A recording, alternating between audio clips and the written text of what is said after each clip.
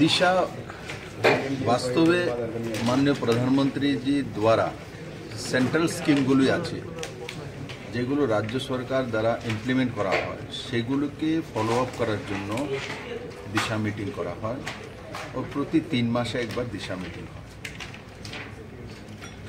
মোটামুটি 47-48 স্কিম আছে আলাদা আলাদা ডিপার্টমেন্টের, এগুলোর দিশা নির্দেশিকা এবং আগামী দিনগুলোতে কিভাবে সেগুলি ইমপ্লিমেন্ট করা হবে, ইমপ্লিমেন্ট করতে গিয়ে অসুবিধা কোন জায়গাতে হচ্ছে সেগুলো নিয়ে এই মিটিংয়ে আলোচনা হয় ও সময়ের মধ্যে মাননীয় প্রধানমন্ত্রীর ফ্ল্যাগশিপ স্কিমগুলিকে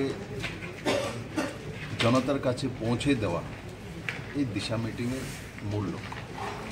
আর তার মধ্যেও দিশাতে যখন আমরা বসি রাজ্য আর কেন্দ্র সরকার একই আছে, তো অন্যান্য রাজ্যের যে ডিপার্টমেন্টগুলো আছে যেগুলো এখানে কাজ করে ডিস্ট্রিক্ট ওয়াইজ সেগুলোর মধ্যেও আলোচনা হয়, সেগুলো ত্বরান্বিত করার জন্য, স্পিড বাড়ানোর জন্য, সময়ের মধ্যে কাজ শেষ করার জন্য এজেন্ডা রাখা। পশ্চিম ত্রিপুরা জেলার দু একজন তাদেরকে ডাকলো, এরা আসে না, এরা অন্য প্রজাতির,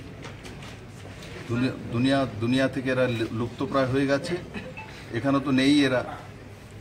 ভাগ্যচক্রে কংগ্রেসের কারণে অ্যালায়েন্স করে কয়েকটা সিট পেয়েছে, আগামী দিনগুলোতে এগুলোও থাকবে না এদের এই অসাংবিধানিক ব্যবহারের কারণে।